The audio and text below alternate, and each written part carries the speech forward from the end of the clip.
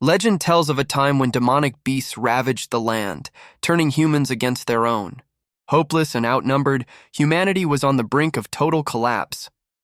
But in their darkest hour, a priestess wielding holy power emerged to turn the tide of the war. From that day forward, she became a symbol of hope, known to all as the Saintess. Now, generations later, massive crowds gather outside the grand cathedral to praise her name. Her holy carriage proceeds through the city, a testament to her revered status. A young girl new to the world asks her mother about this legendary figure.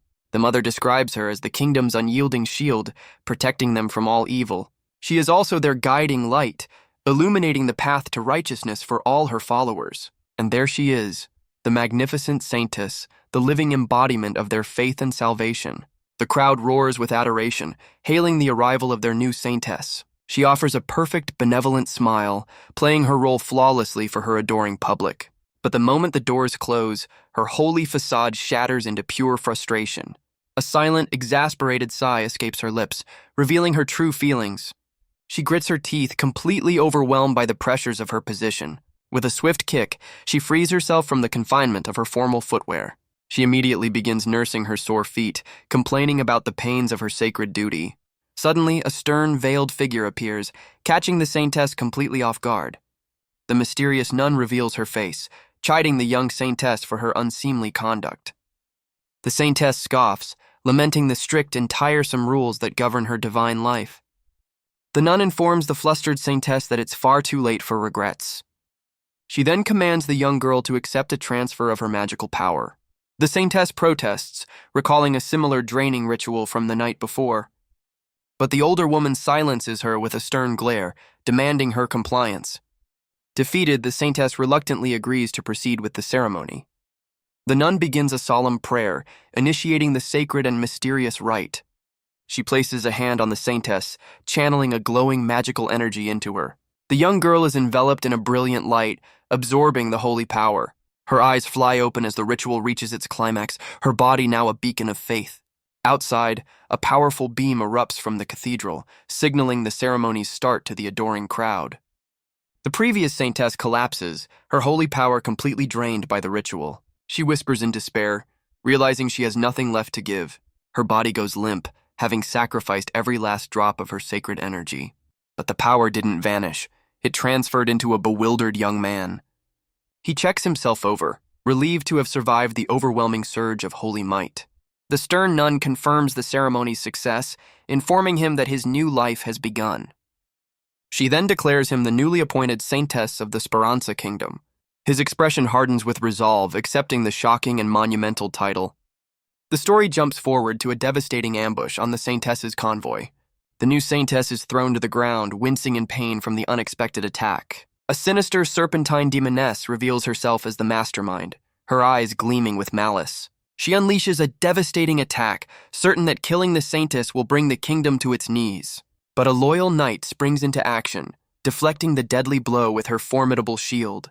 The fiery-haired warrior stands defiant, vowing that no harm will come to their Saintess. A frantic healer rushes to the fallen Saintess, holding a vial of restorative medicine. She desperately offers the healing potion, hoping to mend the Saintess's wounds. The healer then urges the injured Saintess to prepare for an immediate teleportation. A young mage begins to chant, weaving intricate runes for a group escape spell. A brilliant blue light envelops the party as the teleportation magic activates. The demoness sneers, gathering dark energy to ensure they won't escape her grasp. Her companions can only watch in horror as the demoness's shadowy tendrils ensnare the Saintess. The serpentine tendrils coil around the Saintess, trapping him completely. But the demon's interference shatters the teleportation spell, leaving the Saintess all alone. The scene cuts away to a storyteller recounting a legendary battle involving the Saintess. In this legend, the Saintess heroically unleashes a powerful holy skill to defeat her demonic foes. The storyteller, a young woman in patched-up clothes, finishes her dramatic retelling of the Saintess's triumph. With a dramatic flourish, the storyteller sheds her humble disguise. It's the Saintess, who cheerfully introduces himself as Wesley, the ringmaster of a circus. He reveals the entire dramatic ambush was just a theatrical performance for his circus. With his animal companions, he bows to the audience, asking for their support at the next show. The makeshift circus stage is quickly dismantled after the show. Wesley fumes in frustration, annoyed that his brilliant performance failed to draw a crowd. He gazes at the empty square, wistfully recalling the circus's glory days under his father's leadership. His horned canine companion shoots him a stern, disapproving glance. Wesley snaps back at the dog, irritated by its silent judgment. Out of nowhere, his 3 female co-stars come tumbling down from the sky. He stares upward, completely baffled by the sudden and chaotic turn of events. The fiery-haired knight crashes right into him, marking the first impact. Following her, the young mage lands nearby, adding a second hit to the chaotic pile. Finally, the healer lands last, looking utterly defeated by the unexpected fall. The knight recovers first, checking on her companions despite her own discomfort. Nearby, the young mage confirms she's mostly unharmed from the chaotic landing. The healer also signals her well-being, though her expression is one of pure irritation. Panic sets in as she realizes they've abandoned the Saintess and demands an immediate return. The mage attempts another teleportation spell, but her magic seems to be failing. Meanwhile, Wesley reels from the impact as his canine companion barks wildly at the newcomers. He stares in disbelief, refusing to accept that 3 women just fell out of the sky. Before he can process it, a colossal fiery explosion rocks the town square. The blast sends Wesley and his bird flying, adding to the escalating chaos. From the smoke and rubble, a gigantic, ethereal being rises, leaving him utterly speechless. He stares in disbelief, realizing a woman actually did just fall from the sky. Shaking off his shock, Wesley rushes to the mysterious woman's side to check on her. She weakly urges him to seek the priestess's sanctuary, ignoring his plea to treat her wounds. With a sudden surge of strength, the woman grabs him by the collar, her expression turning intense. She forcefully pulls him down, her eyes burning with a desperate urgency. Pinning him to the ground, she insists they are completely out of time, much to his confusion. She reveals she used the Saintess's mark to escape, and now must place her trust in him. To keep the sacred mark from the demon tribe, she tears her own clothing to reveal its location. A brilliant holy emblem on her chest begins to radiate with immense, untamed power. Before he can process anything, she strikes him with a palm glowing with golden light. The mysterious woman collapses, her final task seemingly complete. A golden crystal erupts from Wesley's chest as he screams in agony from the power surge. With the transfer complete, the woman lies spent as Wesley stares in horrified disbelief. He grabs her, frantically demanding to know what she just forced into his body. But as he looks down, he sees his own body beginning to transform in a shocking way. His hair turns stark white and grows longer in an instant, a holy symbol appearing in his eye. He stares in utter panic, realizing his entire physique is changing against his will. The horrifying truth dawns on him as he fully comprehends his transformation into a woman. Surrounded by destruction, the newly transformed Wesley struggles to understand what has just happened. He desperately shakes the unconscious woman, demanding she explain why he's been turned into a girl. The mysterious woman notes Wesley's impressive speed. Startled, Wesley demands to know who's there. The serpentine demoness reveals she almost lost track of her quarry. Wesley is shocked that the snake can speak. A shadowy figure emerges from the darkness. The demoness greets the previous saintess with a sinister tone. Wesley is terrified to realize he's facing a demon. He recognizes the unconscious woman as the previous saintess. The demoness observes the saintess has a companion. She taunts them, claiming no one can help them now. Enraged at being seen, the demoness unleashes her full power, promising a swift end. Wesley instinctively throws up a hand to block the incoming blast of dark energy. In a flash, the previous saintess shields Wesley with her own body, absorbing the devastating attack. The holy symbol in Wesley's eye glows as a desperate will to live surges through him. A torrent of golden light bursts forth, manifesting as a massive holy cross above him. The resulting shockwave of sacred energy tears up the landscape and sends him hurtling through the air. Stunned by the display, the demoness demands to know how he possesses the sacred power of the saintess. The demoness is consumed by the radiant blast, her form silhouetted against the blinding holy fire. Meanwhile, at the holy sanctuary, priestesses on magical staves guard the grand entrance. Sensing the surge of holy power, the stern nun urgently commands her followers to mobilize for a rescue mission. The stern nun's eyes widen, sensing the familiar, overwhelming power. A colossal pillar of holy light erupts in the distance, shaking the very foundations of the sanctuary. She stares in disbelief, recognizing the unmistakable signature of the saintess's power. The rescue party soars on their staves, descending into the massive crater left by the blast. Leading the charge, the nun desperately calls out for the saintess, fearing the worst. A lingering demonic scent confirms her fears. The enemy has infiltrated the kingdom. They find two figures lying unconscious at the epicenter of the destruction. A priestess notices a faint trace of holy power emanating from the unknown young man. As Wesley's consciousness fades, the nun makes a split-second decision to rescue him as well. Drifting in a void, Wesley's spirit refuses to accept such an abrupt and meaningless end. A radiant, ethereal woman appears in the void, promising him that his life is not over. She entrusts him with her most precious gift, urging him to carry on and live a full life. Her final words echo in his mind as her spirit fades, leaving him completely stunned. His consciousness returns to his body, where his bird companion gently nuzzles him awake. Wesley's eyes snap open, his loyal bird frantically announcing his return to the waking world. He finds himself in an unfamiliar room with a moonlit church visible through the window. He slowly sits up, the exhaustion from his ordeal weighing heavily on his transformed body. Taking in his surroundings, he questions how he ended up in this strange new place. His bird companion squawks insistently, trying to tell him about the women who rescued them. Wesley instead asks about his other companion, Flash, learning the dog is waiting outside. Wesley cautiously peeks out of his room, his bird companion perched on his head. His gaze is immediately drawn to the two priestesses standing guard outside his door. He observes their formal attire and the opulent, unfamiliar decorations of the hallway. Seeing an entire group of priestesses, a shocking realization begins to dawn on him. The grand, moonlit architecture confirms his dawning horror. He's in the holy sanctuary. This sacred place is the very heart of the kingdom's faith, a bastion of holy power. He stumbles back in disbelief, questioning how he ended up in such a forbidden location. Panic sets in as he recalls the strict law forbidding any men from setting foot inside. His dread deepens as he overhears hushed whispers from the priestesses just outside. The women gossip about the saintess's attack, speculating that he might be a demon in disguise. One priestess concludes that the suspicious boy must be eliminated immediately. The chilling words send a wave of pure terror through Wesley's entire body. He recoils in horror, realizing the grave danger he's in just for being male. But through his panic, a desperate idea for survival begins to form.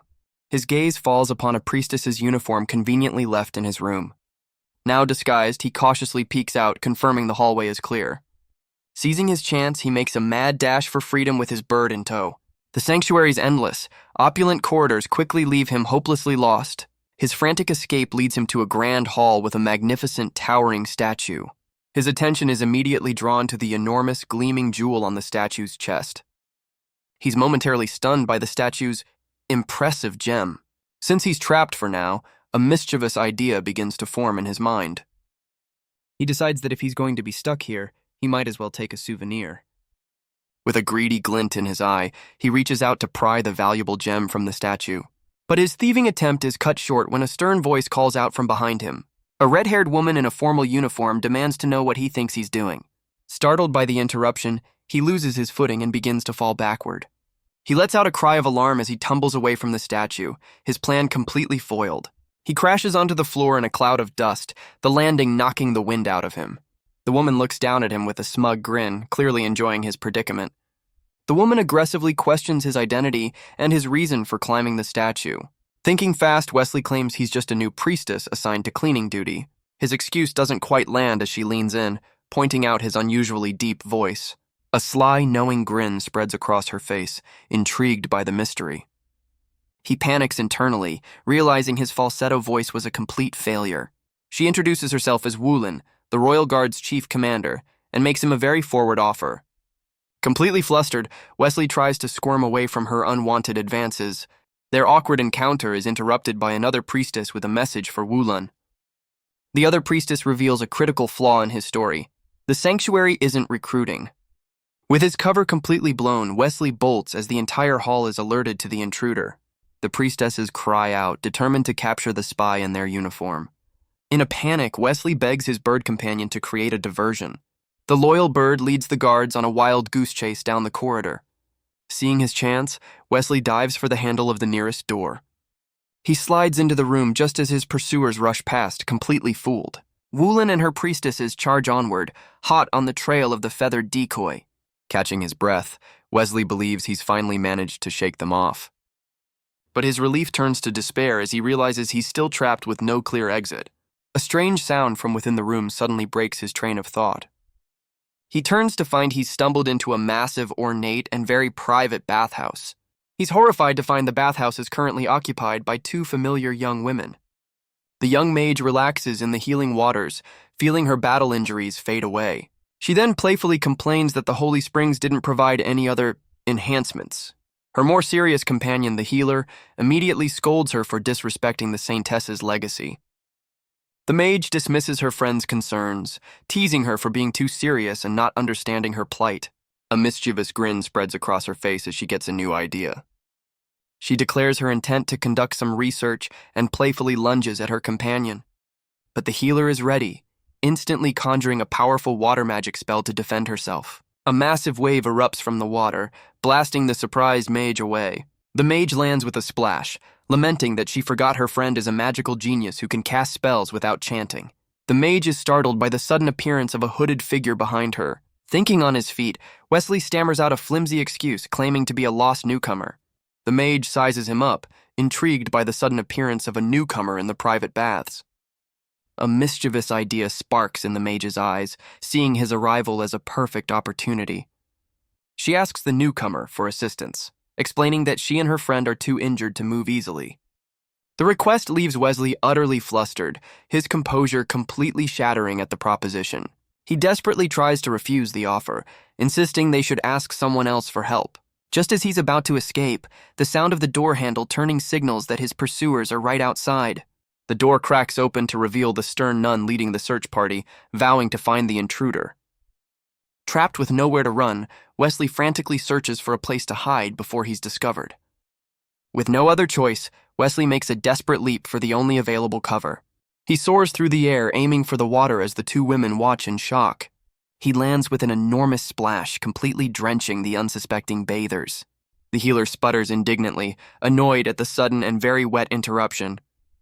Her companion, the mage, also expresses her irritation at getting soaked. Submerged and mortified, Wesley offers a muffled apology from beneath the water's surface. The healer's concern shifts as she notices her companion seems unwell after the splash. Their private bath is suddenly interrupted as the stern nun and her guards appear at the door. The nun announces their intention to conduct an immediate inspection of the premises. She then reveals their urgent mission: to find a suspicious intruder who has breached the sanctuary's defenses. The mage questions the nun about the intruder, while Wesley panics beneath the water's surface. The stern nun confirms their suspicions, adding that the intruder is rumored to be a man. Both the mage and the healer are stunned by the revelation that a man has infiltrated the sanctuary. The mage's shock quickly turns to giddy excitement, intrigued by the unprecedented event. She eagerly presses the nun for a detailed description of the mysterious male intruder. A guard relays the description: short hair, a pendant, and an ill-fitting uniform, perfectly matching Wesley. The nun adds another key detail, noting the intruder's flat chest should make him easy to identify. The mage looks down at herself in confusion, surprised by the unique identifying feature. The nun questions the bathers, who deny seeing anyone matching the description, unaware of the figure hiding behind them. Her gaze then falls upon the hooded Wesley, directly asking if he has seen the intruder. Wesley nervously denies seeing anyone matching the intruder's description, his lie completely unconvincing. His cover is immediately blown as his loyal bird companion flies in, calling out for its master. The bird frantically warns him to run, revealing to everyone that the guards are there to capture him. He desperately grabs the bird, trying to pass off its cries as a case of mistaken identity. His panicked expression betrays his lie, as he weakly asks if they believe his terrible excuse. The bird's continued cries for its master to escape completely expose his identity to the guards. Utterly frustrated, Wesley tries to silence his feathered friend before it gets them both captured. The mage's eyes narrow with realization, identifying him as the trespasser and preparing a spell. In a moment of pure panic, Wesley clutches his bird, unsure of what to do next. As the mage unleashes a silencing spell, he instinctively throws his bird away from the blast.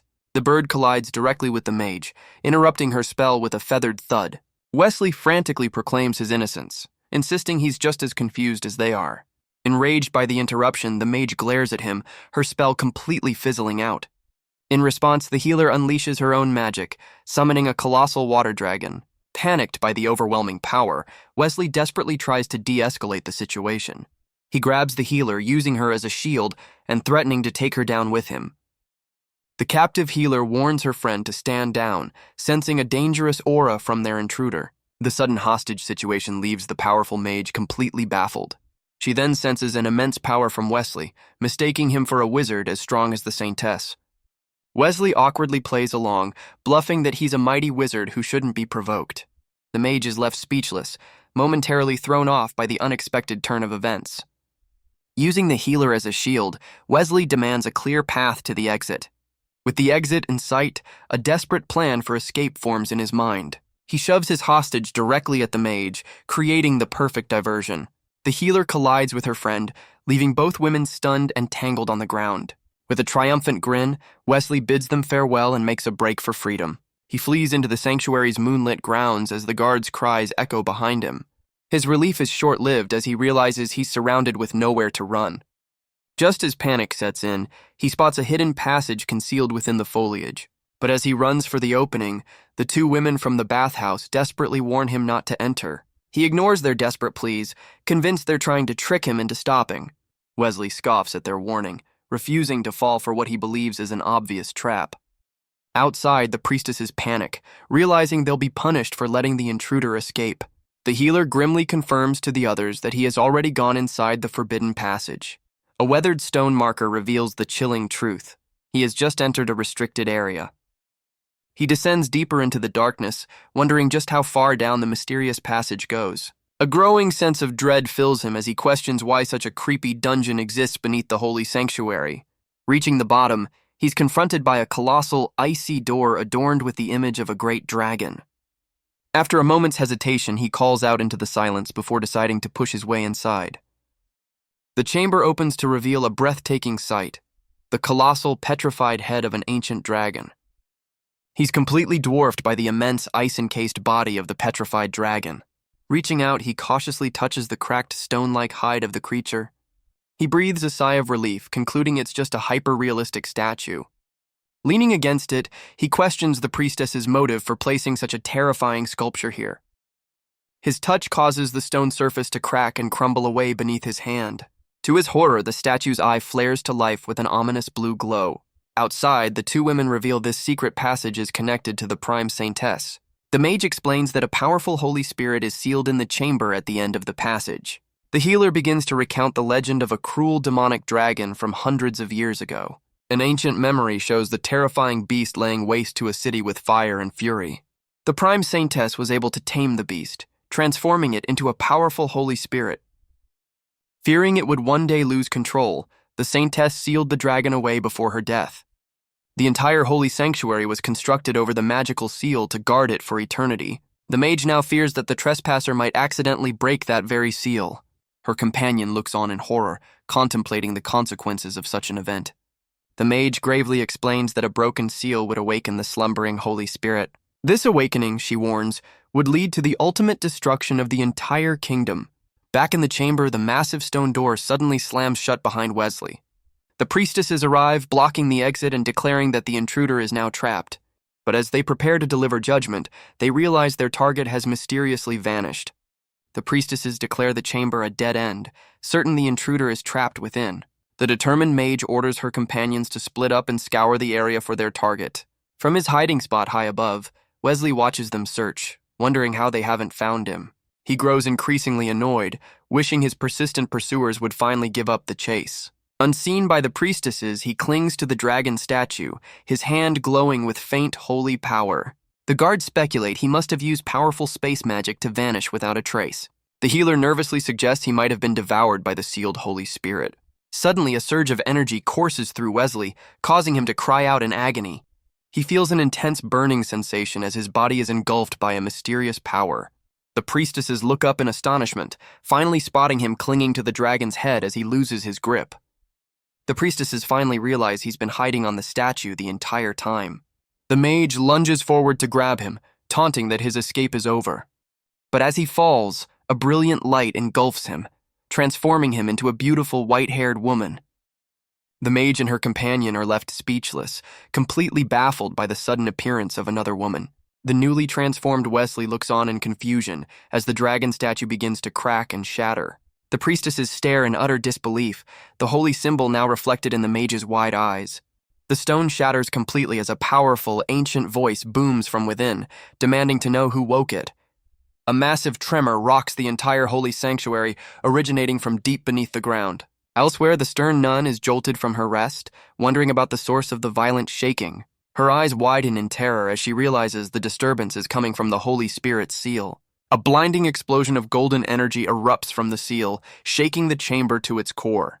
An enraged voice booms as a massive armored limb slices through the smoke. The appendage slams into the ground with devastating force, sending debris flying.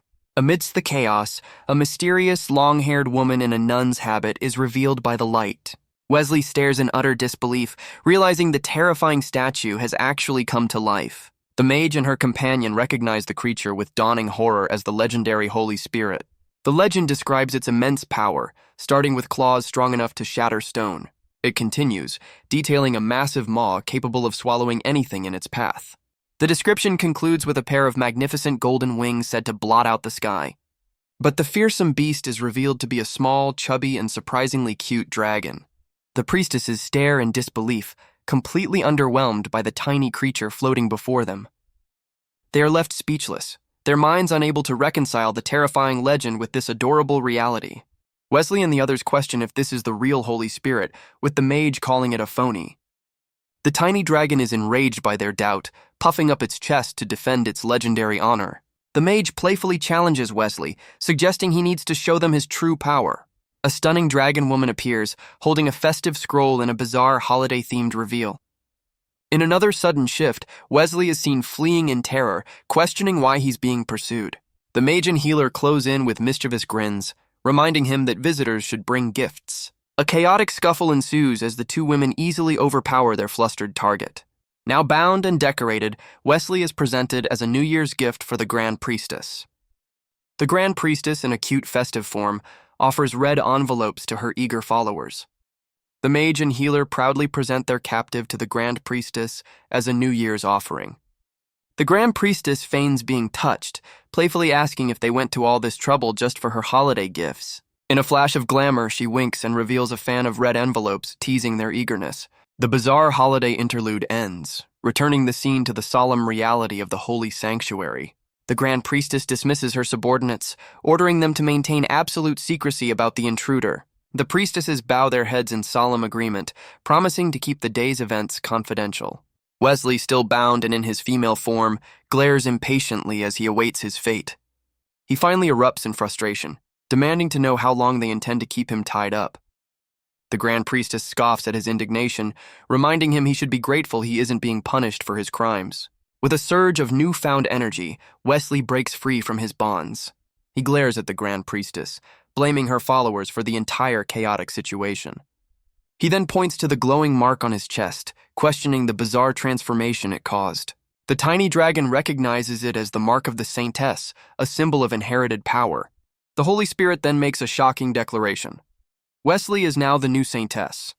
The Grand Priestess immediately refutes the claim, insisting the title of Saintess is not so easily bestowed. Demanding its return, she reaches out to reclaim the sacred mark for its rightful owner. A holy sigil forms around her hand as she attempts to extract the powerful artifact. But the mark flares with intense energy, causing Wesley to cry out in agony as it resists. The Grand Priestess recoils in shock, realizing his very life force is now fused with the mark. The tiny dragon scolds the Grand Priestess, explaining the mark has fully merged with him.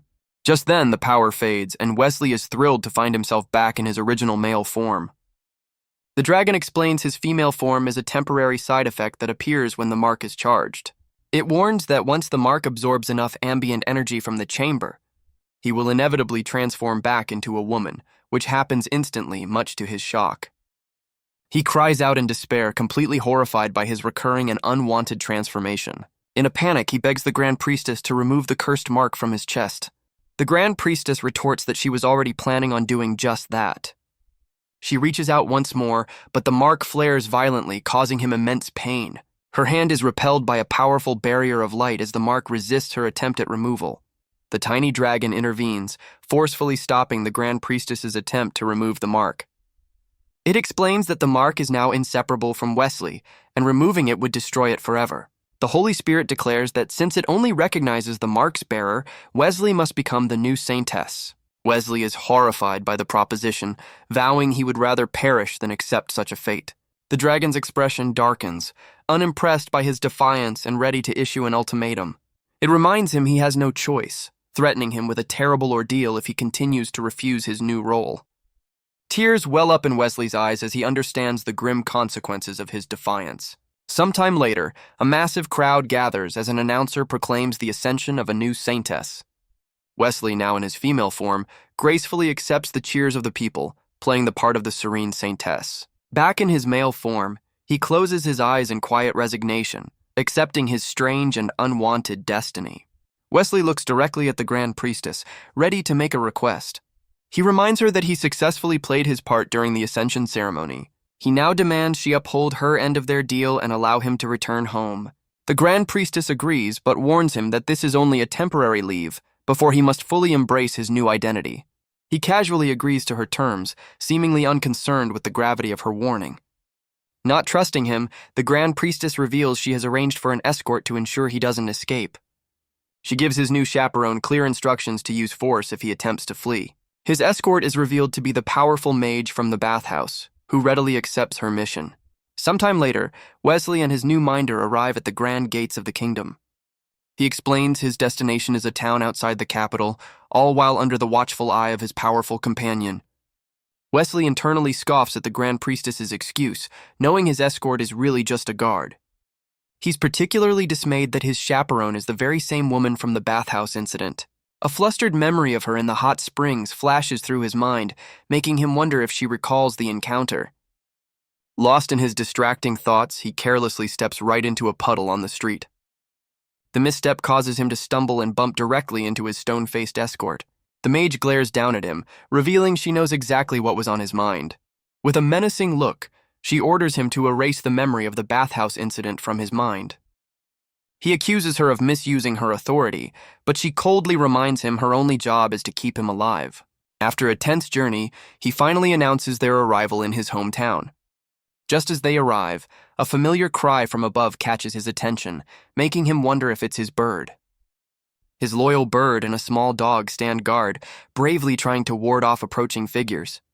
A pompous local official dismisses the animals, unimpressed by their attempts to defend the area. The official orders his guards to tear down the tent and deal with any resistance, even the dog. Wesley springs forward, desperately trying to stop a guard from harming his pet. He dives to the ground, shielding the small dog with his own body from the attack. Cradling his pet, he anxiously checks to see if the animal is unharmed. As his bird panics over his safety, Wesley confronts the official, demanding an explanation for his actions.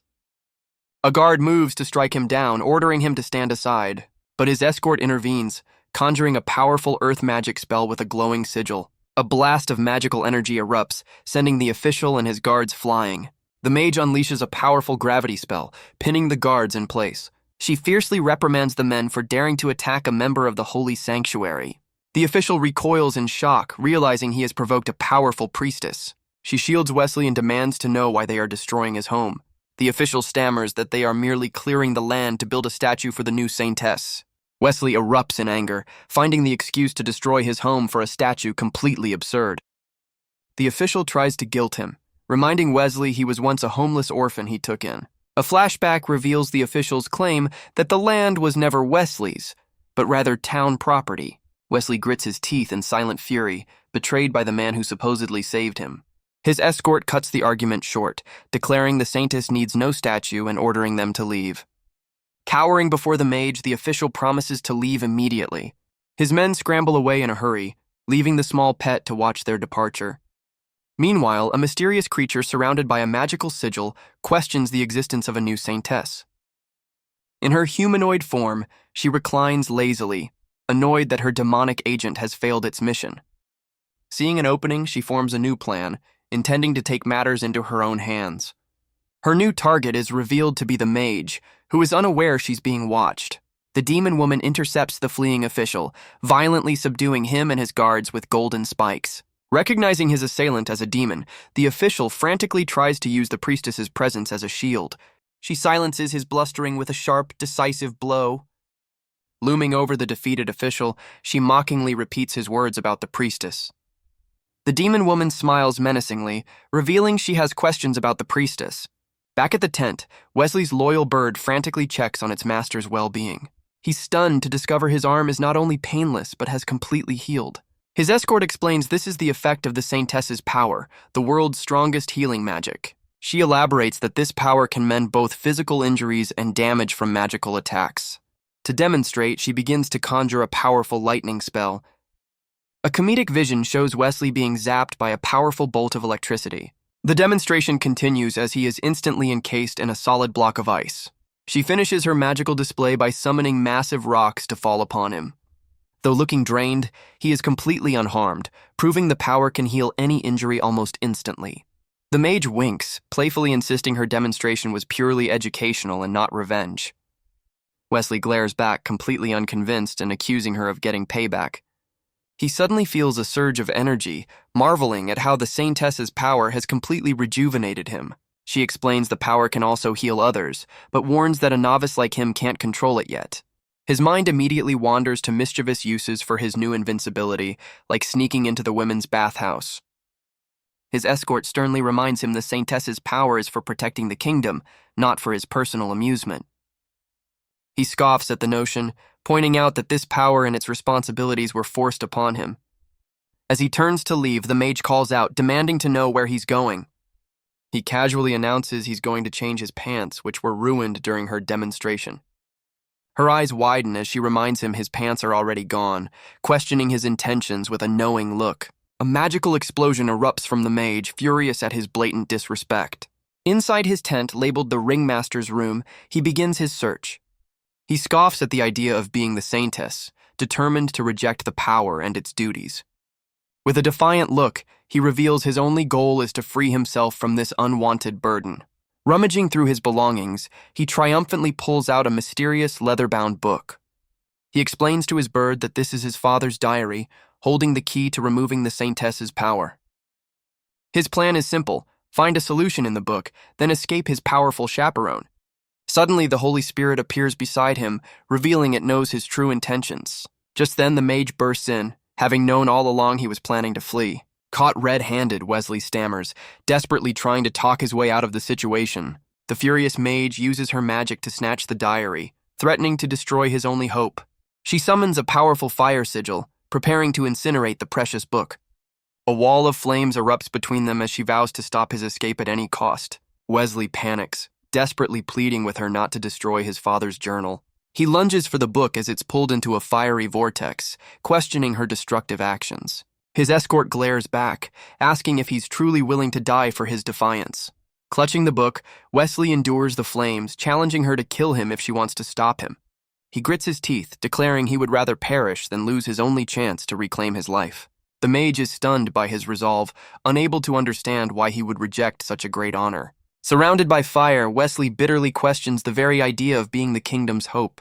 He scoffs at the idea of honor, declaring the Saintess is a fraud who abandons those in need. A painful memory reveals a younger Wesley desperately pleading with the previous Saintess to save his father. The former Saintess stands coldly above him, unmoved by the young boy's desperate pleas. Her advisor warns against helping him, insisting the kingdom's safety is more important than one man's life.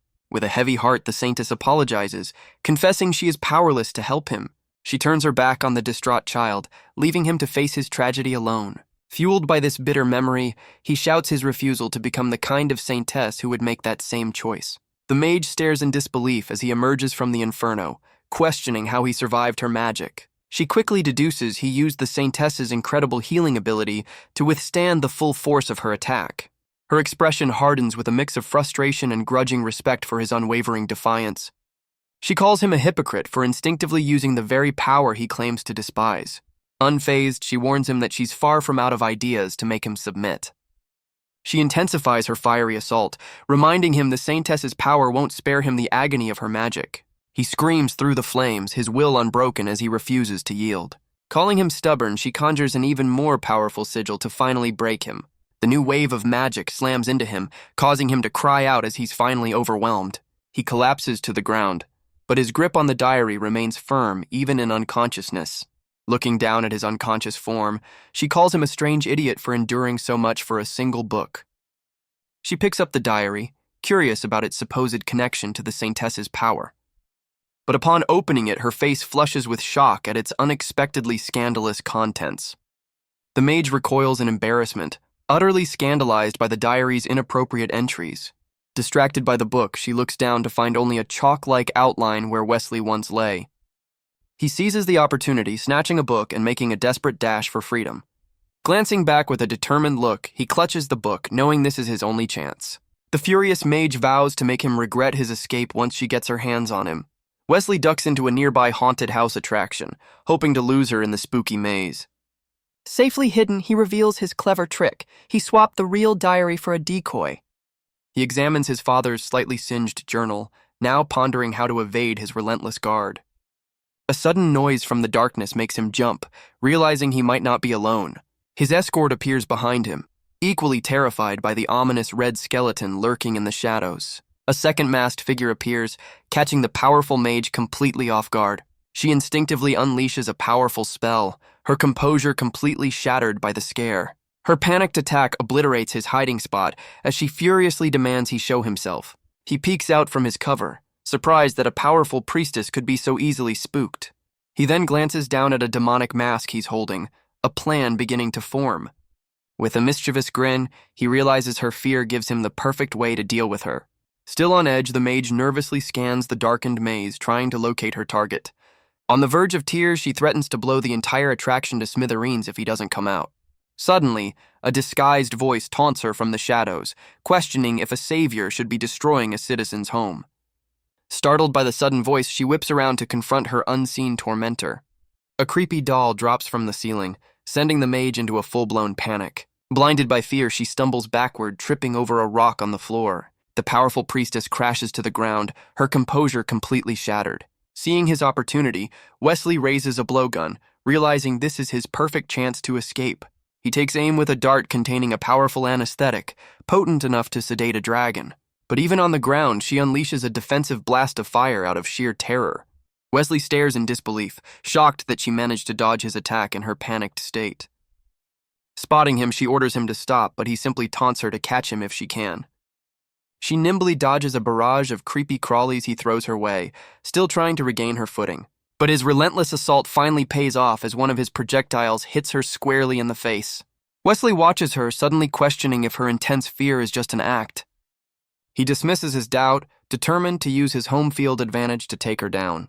But her terror is real as a mysterious hand reaches for her from the shadows. She stumbles back, finding herself before a strange painting of the original Saintess. Overcome with fear, she begins to pray to the figure in the portrait for guidance.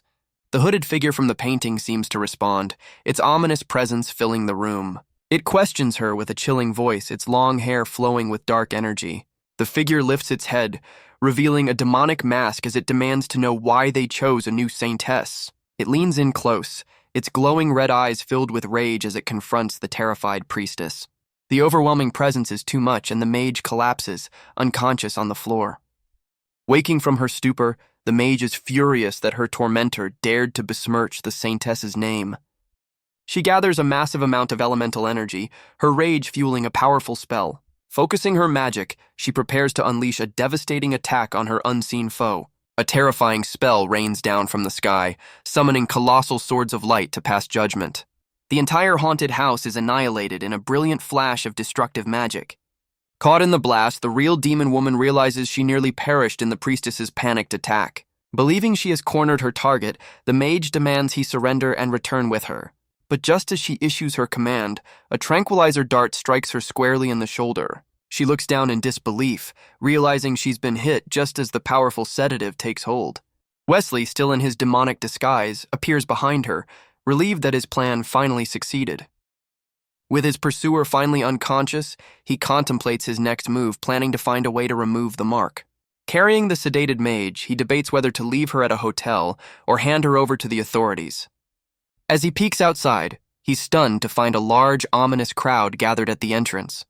The crowd is revealed to be the local official and his guards, now transformed into mindless, glowing-eyed puppets. The true demon responsible for the chaos smirks, pleased with her new army of enslaved helpers. She confidently believes she has found an effortless solution to her problems. Later that night, she drives a stolen carriage out of town under the cover of darkness. Inside, she gloats about the unexpected ease of her mission, feeling smug about her success. She boasts about capturing 2 priestesses without a fight, eager to prove her power. But her prize is revealed to be Wesley, bound, gagged, and mistaken for a holy woman. He internally panics, convinced he's doomed now that he's been captured by a demon. He recalls his father's dire warnings about the demon tribe as he faces his 2 alluring captors. His mind races with terrifying possibilities of what his captors intend to do with him. The horrifying fantasy makes him lose all will to live, feeling completely helpless. But his survival instinct kicks in, and he fiercely rejects the idea of giving up just yet. He glances at his still unconscious escort, regretting the overly potent dose of anesthetic he used. Understanding he's powerless without her, he decides his only hope is to rouse his powerful guard. He suddenly recalls that the Saintess's power has purifying properties, hoping it can counteract the sedative. The mark activates, transforming him back into the Saintess as he struggles to recall the necessary prayer. With a final mental push, he successfully rouses his escort, whose eyes snap open. The powerful mage remains unconscious, completely unaware of their dire situation. He panics, realizing he has no idea how to consciously control the Saintess's power to wake his escort. Suddenly, the carriage jolts violently as it hits a large bump on the uneven road. The jolt sends both captives tumbling through the air, still bound and gagged. Wesley slams face first into the carriage wall, the impact causing an instant nosebleed. He finds himself in an awkward position, landing directly in the lap of his still unconscious chaperone. Mortified, he realizes his face is pressed directly against her, making the situation even more embarrassing. The Saintess's mark activates, instantly healing his nosebleed and sending a warm surge of energy through his chest. He connects the dots, understanding that any injury, no matter how small, triggers the healing power. Focusing his will, he channels the divine energy into his escort, causing the ropes binding her to burn away as she begins to stir. The unconscious mage feels a warm, familiar energy flowing into her body, stirring her from her stupor. Annoyed by the commotion, the demon driver threatens to silence her prisoners for good. Suddenly, a massive explosion of holy energy rips the carriage apart from the inside. The blast sends the 2 demons flying, completely unprepared for the sudden retaliation. The lead demon stares in disbelief, realizing the priestesses from the holy sanctuary are not to be underestimated. A hand glowing with divine power emerges from the settling smoke and dust. The mage, now fully awake and enraged, confronts her captors for daring to attack the Saintess. The demon scoffs at her threat, declaring they are sworn enemies and have no fear of the holy sanctuary. But her confidence wavers as she questions the mage's mention of a Saintess. Wesley, still in his female form, emerges from the smoke, revealing the other holy figure. Wesley frantically tries to justify his actions, insisting the close contact was an accident. The lead demon is puzzled, recalling she captured a man and a woman, not 2 priestesses. The mage panics, realizing her slip-up has revealed far too much about the Saintess's identity. Her expression hardens as she resolves to silence the demon permanently to protect the secret. The demon concocts a wild theory, accusing the mage of using an illusion as a pretext for an attack. The mage and Wesley share a look, mutually agreeing their opponent isn't the sharpest tool in the shed. Seeing an opportunity, Wesley decides to leave the fight to his powerful escort. He makes a swift exit, disappearing in a flash of light. But instead of fleeing, he reappears behind the demon, a glowing sigil materializing for an attack. Unimpressed, the demon glares back, declaring she doesn't care if the Saintess is real or an imposter. The demon unleashes her own power, vowing not to let her prize escape now that she's so close. Later, hiding in a dark cave, the mage weakly instructs a hesitant Wesley to stay still. He urgently insists she must accept his divine power to recover from her injuries. The exhausted mage looks up at him, questioning the strange nature of his healing method. He firmly grasps her hand, explaining this intimate power transfer is their only chance of survival. Leaning over her, he urges her to comply quickly, warning that they're running out of time. He closes the distance between them, initiating the desperate, close-contact healing process. The story flashes back 30 minutes, revealing the mage's massive ice spell that led to her exhaustion. In the past, she furiously condemned the demon for daring to kidnap the Saintess. She unleashed a devastating barrage of magical ice, intending to punish her foe completely. The demon scoffs at the threat, daring the priestess to even try to punish her. Her subordinate is caught in a blinding flash of golden energy, bracing for impact. The mage's ice spell is met with a powerful counter, shattering against an unseen force. She looks on in disbelief as her powerful magic is suddenly nullified. The backlash sends her flying, the force of the reversed spell overwhelming her. Seeing his chance, Wesley decides he's not sticking around for the fallout and prepares to bolt. He makes a speedy exit, leaving the chaotic battle behind him in a cloud of dust. The powerful priestess collapses to the ground, weakened and coughing after her spell backfired. Wesley reappears, exasperated that his powerful escort couldn't even last 10 seconds against their foe. She glares back, admitting that for some reason, her magical reserves have been completely drained. He realizes his attempt to wake her with the Saintess's mark must have absorbed all of her magic. The weakened priestess urges him to run and save himself while he still can. She insists she can hold their enemy back with her remaining strength, giving him a chance to escape. She declares that protecting him is her sacred duty as a priestess of the holy sanctuary. He is visibly moved by her unwavering resolve to protect him, even in her weakened state. He turns to flee, promising to return immediately with reinforcements. The mage shouts after him in frustration, pointing out he's running in the wrong direction. The demon woman mocks the priestess, questioning if sacrificing her life for someone who flees so easily is worth it. The mage furiously agrees, calling Wesley the most cowardly and greedy saintess she has ever met. She continues her angry rant, listing his various misdeeds, much to the demon's confusion. She continues her furious tirade, unleashing a final desperate burst of icy magic. The demon scoffs, accusing the priestess of merely stalling so her precious saintess can escape. Deciding the mage is no longer worth her time, she prepares to deliver a final blow and pursue the real prize. But her attack is interrupted by a horse charging out of the darkness, catching her completely by surprise. She stares in disbelief as Wesley, in his saintess form, gallops past her on the steed. With a look of pure determination, he reveals he had no intention of abandoning his escort. The demon whirls around in a panic, realizing he's scooped up the weakened mage and vanished into the night. The scene shifts to a secluded cave, where the two have taken refuge from their pursuer. Wesley explains he had no choice but to rescue her, much to the grumpy mage's annoyance. A flashback reveals his justification for the close-quarters rescue, arguing it's perfectly fine since they're both women. The mage coughs violently, her body weakened and racked with pain from her injuries. He expresses his concern, but she urges him to flee and save himself before the demons catch up. He refuses to abandon her, insisting he can use the Saintess's power to turn the tables. A memory strikes him of the explosive power he unleashed when first receiving the mark, sparking an idea. Leaning in close, he confidently tells his escort he's figured out a way to defeat their pursuer. His bold plan is to have the Saintess's mark absorb all of her remaining magical energy. The priestess stares back in complete confusion, baffled by his strange proposal. With no time to waste, he initiates the process, beginning to draw her power into himself. A brilliant golden energy surges from her body into his, the transfer of power nearly overwhelming him.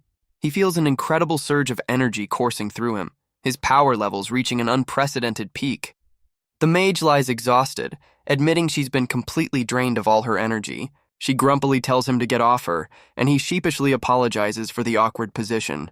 Just then, their demon pursuer appears at the cave entrance, smugly announcing she's found them. With a menacing grin, she declares that her prey has nowhere left to run. But Wesley, now brimming with power, confidently questions why they would even need to. He stands tall, radiating newfound confidence and boldly challenging her to a fight. Taking a protective stance over his weakened escort, he dares the demon to land a single blow. The demon is taken aback by his sudden bravery, suspecting this uncharacteristic courage must be a trap. Deciding to call his bluff, she lunges forward, eager to expose whatever trick he has up his sleeve. Wesley braces for the attack, planning to use the Saintess's mark to unleash a powerful counter and win the fight. The demon's attack connects, but Wesley grits his teeth and takes the full force of the blow. The weakened mage cries out in horror as she sees the devastating injury he's sustained. He panics as the wound heals, realizing the counterattack he planned isn't working. The demon smirks, impressed by his healing but confident it won't be enough to save him. Suddenly, a beam of energy shoots past him, pulling the weakened mage into the line of fire. The attack finds its mark, resulting in a brutal impact. He watches in shock as his escort takes the hit for him, shielding him with her own body. He tries to speak, but she cuts him off, concerned only for his well-being despite her own condition. He desperately explains his powerlessness, admitting he has no idea how to control the Saintess's abilities. In a panic, he demands she teach him the activation chant, fearing they'll both perish if he can't fight back. The flustered mage struggles to remember the sacred chant under pressure.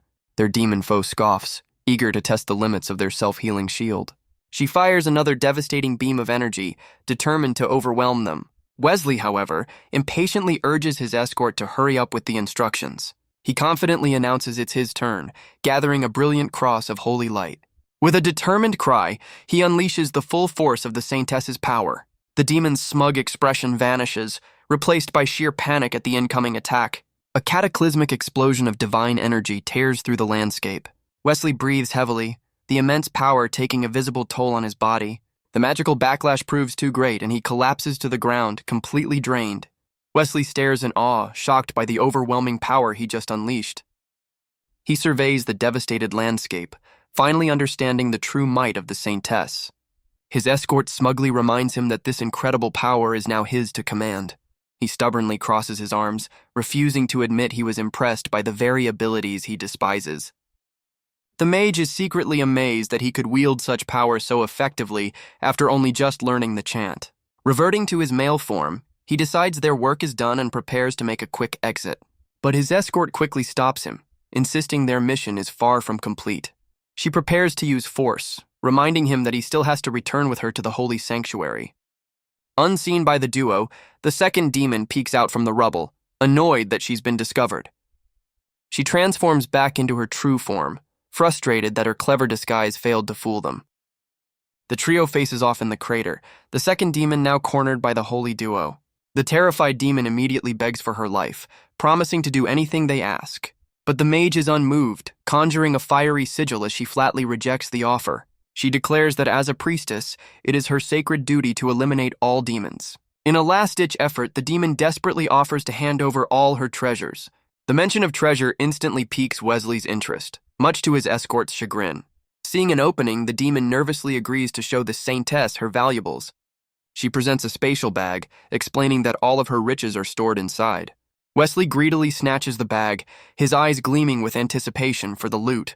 But his excitement turns to confusion as the bag reveals only a collection of fancy outfits and accessories. He's stunned to see the demon holding his father's precious diary. The demon explains she found it during their capture and offers it as a gift to the Saintess. The mage glares menacingly, warning of dire consequences if the book is even slightly damaged. Wesley, in his Saintess form, breathes a sigh of relief, finding the journal completely intact. He flips through the pages, discovering that finding the woman pictured inside is key to his quest. The demon mouse curiously asks if the Saintess is searching for the woman from the portrait. The mage suddenly recognizes the woman, claiming to have seen her before. Wesley's eyes widen in disbelief, realizing this could be the lead he's been looking for. The mage reveals her clan specializes in intel and identifies the woman as someone named Ailen. A memory flashes back, showing his father introducing him to that very same woman. The mage reveals that his father was indeed acquainted with a priestess from the holy sanctuary named Ailen. Overcome with excitement, Wesley grabs the demon's hand, demanding she lead him to Ailen at once. He promises to spare the demon's life as he drags her away, leaving his fuming escort behind. The enraged mage shouts for them to halt, refusing to let him run off with their enemy. A powerful blast of energy erupts behind him, forcing him to a sudden stop. He whirls around in confusion, questioning why his own escort is attacking him. His chaperone, Lucia, accuses him of disgracing the Saintess's name by making a deal with a demon. Wesley smirks, cheekily questioning if his actions were truly so dishonorable. He then provocatively embraces the demon, asking if this new display is a better example of tarnishing the name. Lucia is rendered speechless with pure, unadulterated rage, her fury reaching its boiling point. Lucia erupts in a furious storm of purple energy, completely losing her composure. Wesley cheekily reminds her that he can now absorb her magic at will thanks to the chant she taught him. The priestess watches in dismay as her newly recovered power drains away, leaving her body weak. Her strength fails her, and she collapses, unable to resist the power drain. Overwhelmed and exhausted, she pleads with him to stop the relentless absorption of her energy. He revels in his newfound ability, realizing the Saintess's power can be used to dominate even the strongest priestesses. Leaning over his weakened escort, he suggests she should just give up and follow his lead. He then boldly declares his plan to get rid of the Saintess's mark and sever all ties with the holy sanctuary. His shocking declaration leaves Lucia utterly speechless, her mind reeling at the implication. Even the demon mouse is stunned by the revelation, realizing the saintess is an unwilling participant. Meanwhile, at the holy sanctuary, a senior priestess reacts with fury to news of their disappearance. A kneeling subordinate confirms that demon-controlled soldiers were found, fearing the worst for the missing pair. Enraged by the news of demon involvement, she orders a nationwide search to rescue the saintess. Her expression hardens with resolve, vowing that no harm will come to their precious saintess. Far away, Wesley and his new demon guide travel through a desolate forest under the cover of night. He looks around the spooky woods, doubting they'll find a village in such a remote location. The demon mouse confirms their destination is a forest village, but warns him to be quiet to avoid attracting monsters. He immediately grows suspicious, accusing her of planning to lure him into a monster-filled trap. The terrified demon swears her loyalty, too intimidated by her precarious position to even think of betrayal. He smirks, bluffing that his powerful escort is nearby and will turn her to ash if she tries any tricks. His escort suddenly appears, questioning his plan even if the demon's information is true. The demon guide insists that if the saintess's mark were easy to remove, he never would have been chosen in the first place. He confidently tells his escort that he must try, promising to return with her obediently if his plan fails. The weakened mage laments her lack of power, frustrated that she can't stop him in her current state. He cheekily threatens to let her recover just a little, only so he can absorb her magic all over again. Enraged and helpless, she vows he'll face the consequences once they return to the royal city. He dismisses her threat with a smug grin, warning her to behave unless she wants to face what's behind him. The demon mouse stares past him in sheer terror, stammering about a monster. As he threatens to feed her to the beasts, she frantically tries to warn him that one is standing right behind him. He turns just in time to see a massive three-eyed monster looming over them, ready to attack. The demon mouse shrieks in terror, calling the beast a giant cat. The horned, saber-toothed monster roars, preparing to charge the group. Wesley tries to push the responsibility onto Lucia, expecting her to handle the threat easily.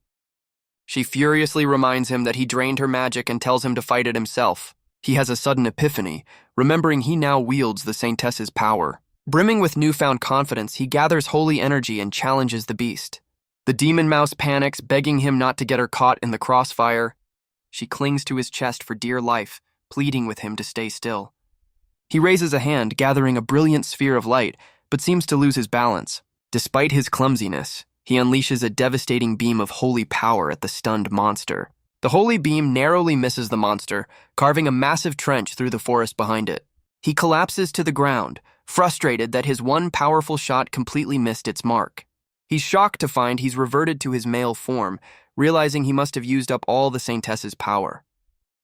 The terrifying realization that he's now completely powerless sends a jolt of fear through him. The enraged beast, its eyes glowing with malice, looms over its now defenseless prey. Just in time, Lucia grabs his collar, telling him to snap out of it and run. She yanks him forcefully, pulling him into a desperate sprint away from the monster. With a determined grit, she drags him and the clinging demon mouse to safety. He looks back in confusion, demanding to know why she's running instead of fighting if her magic has returned. She shouts back that she's only recovered enough energy to flee, not to engage the beast. She warns that their current speed won't be enough to escape once her magic runs out. He desperately asks the demon mouse to negotiate with the beast, but she calls the idea insane.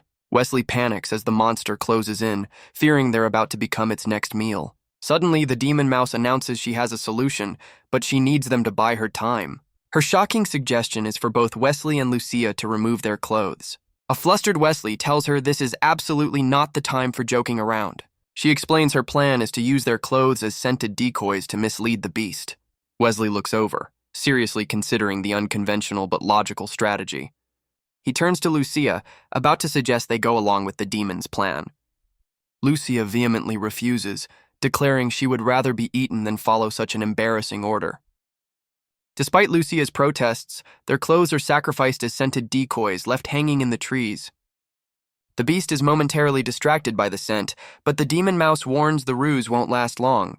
Lucia furiously blames Wesley for their undignified situation, while the demon mouse insists she's done her part.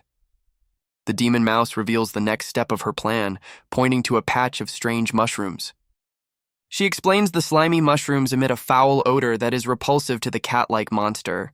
Wesley and Lucia share a look of disgust, highly skeptical of the bizarre but necessary strategy. With no other choice, Wesley hesitantly plucks one of the dripping mushrooms from the ground. The monster breaks free from the decoy and resumes its chase, forcing the group to flee once more. The demon mouse frantically urges them to apply the juice, warning that they can't outrun the beast. Cornered and desperate, Wesley squeezes the mushroom, covering himself in its foul-smelling goo. Without hesitation, he flings the slimy mushroom contents directly at his escort. Lucia cries out as the foul-smelling goo splatters across her body. She's horrified to find herself covered in the stinking purple slime. Wesley dismisses her disgust, insisting their survival is all that matters. Their desperate flight continues, with the beast still hot on their heels. But their escape is cut short as they find themselves trapped at the edge of a sheer cliff. The beast closes in as the demon mouse sheepishly admits her plan was pure guesswork. Lucia resolves to use what little power she's recovered for one final desperate stand. But Wesley urges her to escape alone, offering to sacrifice himself to buy her time. He turns to face the colossal monster, ready to meet his end to protect his chaperone. But Lucia steps in front of him, reassuringly promising to take care of the beast. She shoves him to the ground, shielding him with her body as her magic begins to manifest. In a moment of pure panic, Wesley offers the demon mouse to the monster as a sacrifice. The demon mouse is furious at his betrayal, shocked he'd use her as a scapegoat after she helped them. The giant monster leans in close, taking a long sniff of the terrified, slime-covered mouse. It immediately recoils in disgust, repulsed by the foul stench of the mushroom goo. The beast's intimidating demeanor softens as it cautiously approaches the source of the smell. Suddenly, it begins digging furiously, kicking up a massive mound of dirt that engulfs Wesley. He finds himself buried up to his chest, still holding the bewildered demon mouse. They watch the creature retreat, realizing it buried them because their smell was just that bad. Wesley breathes a sigh of relief, glad the terrifying ordeal is finally over. He gratefully credits the demon mouse for their survival, holding her up. But his gratitude is met with a look of pure, unadulterated rage. She explodes in fury, questioning how he could possibly thank her. The demon furiously reminds him that he tried to offer her as a sacrifice just moments before. He weakly tries to bluff, reminding her that he still wields the Saintess's power. Unimpressed, she mockingly dares him to use the power he clearly no longer has. Her taunt is cut short as a brilliant flash of magical energy erupts nearby. Lucia steps forward, her hand outstretched and surrounded by a fiery aura, demanding she release Wesley. The demon mouse smirks, turning her attention from Wesley to her new, more interesting opponent. The demon mouse mockingly addresses Lucia, who stands defiantly despite her predicament. She gloats over her apparent victory, having used her tail to ensnare the priestess while Wesley lies defeated. Lucia remains unimpressed, coolly questioning who is truly the captive in this situation. The demon mouse scoffs, unleashing her own power as she prepares to prove her dominance. But her attack is cut short by the sudden arrival of a powerful red-haired woman. The newcomer, a senior priestess, expresses her relief at finally tracking down Lucia's magical signature. In the distance, a mountain shatters under the force of an immense holy attack. The demon mouse is sent flying, completely overwhelmed by the newcomer's incredible power. She's pinned against an unseen force, struggling futilely against the devastating assault. The senior priestess turns her attention to Lucia, who is now bound by golden restraints, and checks on her well-being. The senior priestess explains the high priestess reported Lucia's kidnapping, sparking a massive search party. Lucia realizes the high priestess likely concealed the Saintess's involvement to protect Wesley's secret identity. The newcomer turns her fury on the demon Tina, who is shocked that her name is known. The senior priestess smugly explains that finding the demon was part of a much larger mission. She reveals the high priestess herself has already purged the other demons from the nearby town. Tina's captured companions confessed everything after she recklessly abandoned them to claim all the glory. Cornered, Tina curses her former allies and prepares to make a desperate final stand. She defiantly channels her power, vowing she won't go down without a fight. Suddenly, the tail that was binding Lucia begins to glow and unravel, releasing her from its grip. But the release was a feint, as the tail whips around and strikes the unsuspecting Lucia with a powerful blow. The demon's attack is met with a brilliant flash of holy energy, completely nullifying the blow. The senior priestess intercepts the strike with her shield, expertly protecting the stunned Lucia. With a cold glare, the newcomer addresses the cornered demon, ready to press her advantage. In a desperate move, Tina grabs Wesley, turning the powerless boy into a human shield. Wesley panics, frantically pleading with the powerful knight to rescue him as well. The knight is baffled by his pleas, so he desperately tries to explain that he is the saintess. She scoffs at his claim, finding it impossible that the saintess would be in such a place. The priestess further dismisses him, pointing out the obvious fact that the saintess is not a man. Ignoring the hostage situation entirely, she prepares to unleash a powerful knightly technique. She lunges forward with her sword, aiming a decisive strike at the terrified demon mouse. Lucia desperately calls out to the knight, confirming that Wesley is telling the truth. The knight's powerful strike sends the demon flying, but Wesley is caught in the blow. Tina is sent hurtling through the air, completely overwhelmed by the attack. The demon crashes violently against a distant cliff face, defeated and out of the fight. Wesley stares in shock at the knight's blade, which has pierced his chest. The knight expresses her admiration, believing his calmness was a sign of his true saintess power. He angrily calls out her recklessness, while she nervously tries to justify her near-fatal mistake. The knight is now utterly confused, questioning how the saintess can be a man. Lucia quickly fabricates a story about a secret mission and a disguise cast by the high priestess. She then whispers a stern warning to Wesley, telling him to keep his identity a secret or face deadly consequences. The knight excitedly asks Lucia to use her supposed disguise magic on her as well. She complains that her own form is impractical for fighting and believes a male disguise would be more efficient. As she leans in, she suddenly recoils, leaving a flustered Lucia to wonder what's wrong. The knight glares, pointing out the foul odor clinging to Lucia from the mushroom slime. Her internal monologue reveals her mounting frustration with the entire messy situation. Disgusted by their stench, she orders both Wesley and Lucia to wash themselves in the nearby river. She dismisses Lucia's protests about Wesley's male form, promising to stand guard without looking. Wesley quietly asks Lucia if he still needs to maintain the charade in this awkward predicament. Elsewhere, the defeated demon mouse recovers, seething with rage and vowing revenge on all of them. Her vengeful thoughts are interrupted as she spots a mysterious cloaked figure standing nearby.